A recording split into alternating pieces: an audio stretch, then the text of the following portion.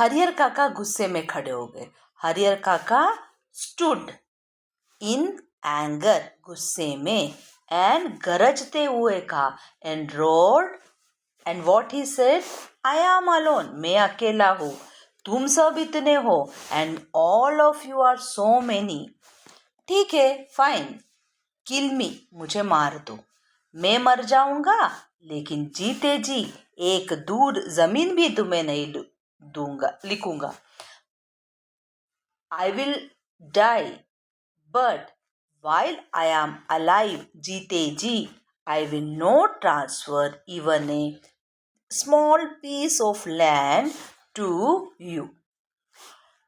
तुम सब ठाकुरबाड़ी के महंत पुजारी से तनिक भी कम नहीं हो. You are not less than the mahant and priest of the temple. So this is the dialogue of our हरियर काका. देखते हैं कैसे नहीं लिखोगे. लिखना तो तुम्हें है ही, चाहे हंस के लिखो या रो के. Now this is the dialogue of हरियर काका's brothers. What they are saying? देखते हैं, we'll see how you refuse. You have to sign it whether you do willingly, हंस के, willingly, और रो के, crying. हरियर काका के साथ उनके भाइयों की हाथापाई शुरू हो गई. हरियर काका के साथ हाथापाई मीन्स जो मारपीट होता है, लड़ाई होता है, फाइटिंग होता है, मीन्स फिजिकल अब्यूजिंग. सो हरियर काका के साथ उनके भाइयों का क्या स्टार्ट हो गया है, फाइटिंग. और हरियर काका अब इस घर से निकलकर बाहर गांव में भाग जाना चाहते हैं.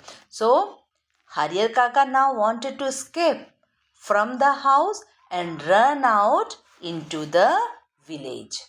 लेकिन उनके भाइयों ने उन्हें मजबूती से पकड़ लिया था. But his brothers held him मजबूती, tightly.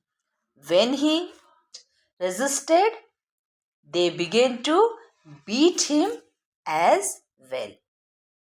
अकेले हरियर काका कई लोगों से जूझ सकने में असमर्थ थे.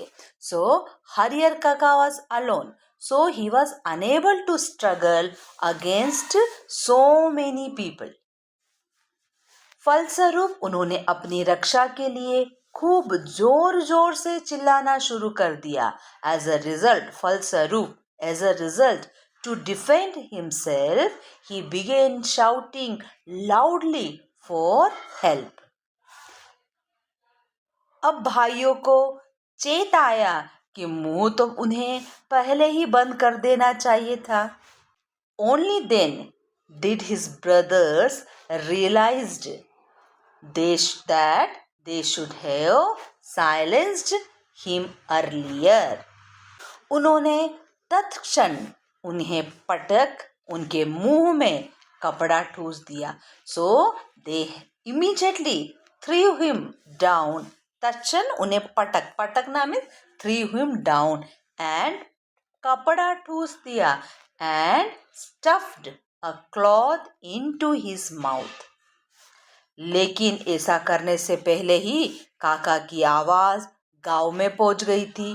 But before they could do so, Kaka's voice had already reached the village. टोला पड़ोस के लोग दालान में जुटने लगे थे.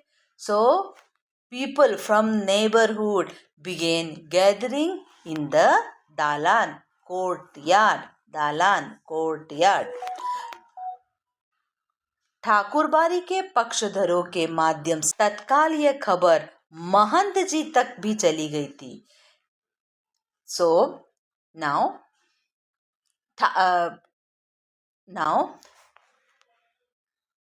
through the supporters of the Thakurbari, this news quickly reached the Mahant as well. लेकिन वहां उपस्थित हरियर काका के परिवार और रिश्ते नाते के लोग गांव के लोगों को समझा देते कि अपने परिवार का निजी मामला है, इससे दूसरों को क्या मतलब. Meanwhile, हरियर काका's family members and relatives who were present there tried to convince the villagers, those who gathered in Hariyar Kaka's courtyard, no, that it was a private family matter and of no concern to others. लेकिन महंत जी ने वह तत्परता और फुर्ती दिखाई जो काका के भाइयों ने भी नहीं दिखाई थी. वह पुलिस की जीप के साथ आदम के. However, the Mahant showed a तत्परता, promptness and furti, urgency that even Kaka's brother had not shown. He arrived there along with police jeep. Police आने के बाद निजी मामले का सवाल खत्म हो गया. घर तलाशी शुरू हुई. फिर हरियर काका को इससे भी बदतर हालात में बरामद किया गया, जिस हालात में ठाकुर बारी से उन्हें बरामद किया गया था. So, after the police arrived, question of it being a matter private ended. घर तलाशी शुरू हुई. A search of the house began.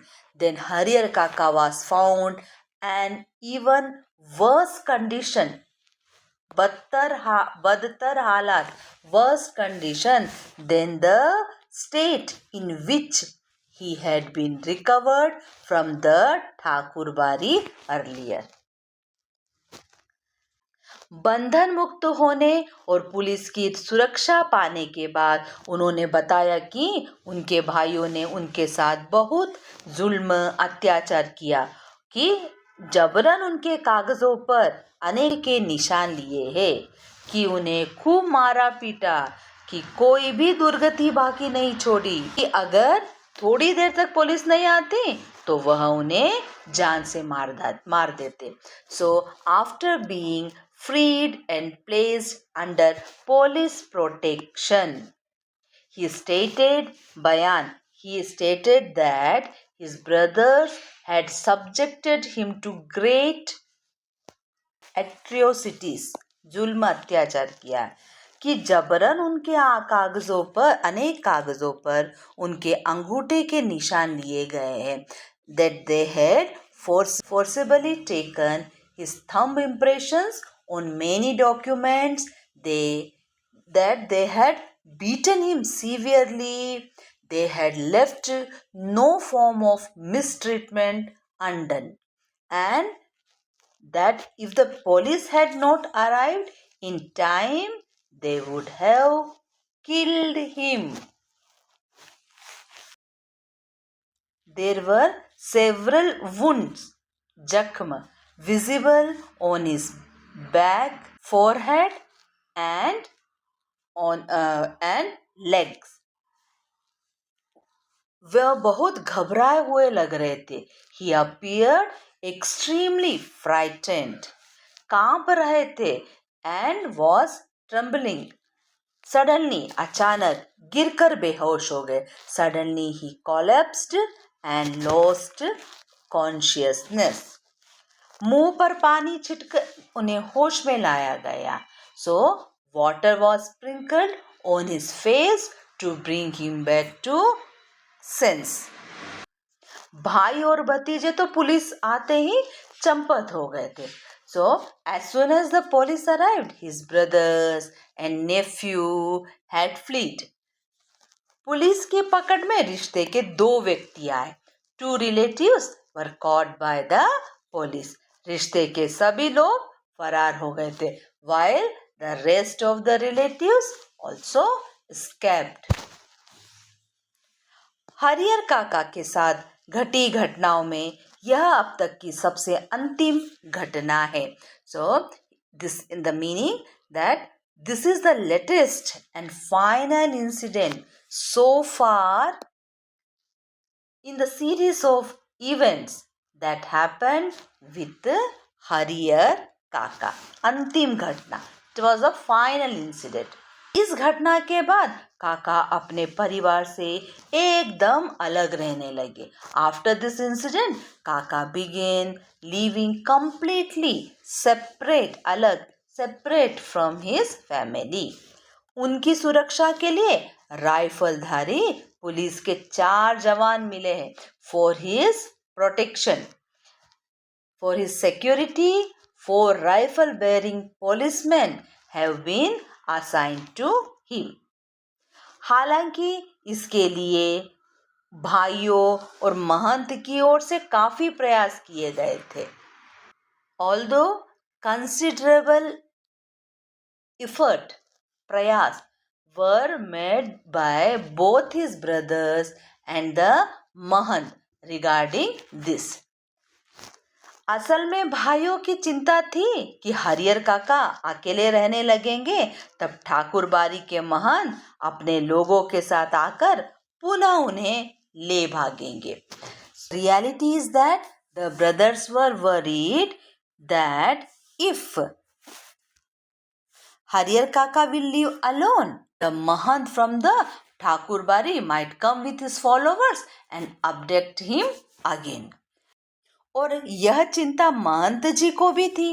हरियर काका को अकेला और असुरक्षित पा उनके भाई पुनः उन्हें धर दबोच लेंगे. So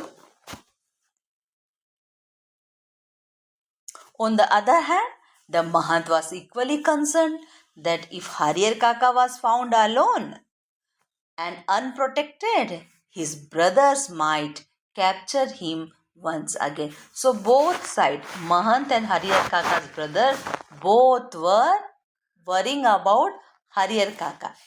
इसलिए जब हरियर काका ने अपनी सुरक्षा के लिए पुलिस की मांग की, therefore when हरियर काका demanded police protection, में रहकर ही उनके भाइयों और महंत जी ने पैरवी लगा और पैसे खर्च कर उन्हें पूरी सहायता पहुंचाई. So Kaka demanded police protection. Both his brothers and Mahant working from behind the scene, नेपथ्य behind the scene, recommended his case and spent money to ensure he received full support. यह उनकी सहायता का ही परिणाम है कि एक व्यक्ति की सुरक्षा के लिए गांव में पुलिस के 4 जवान तैनात कर दिए गए.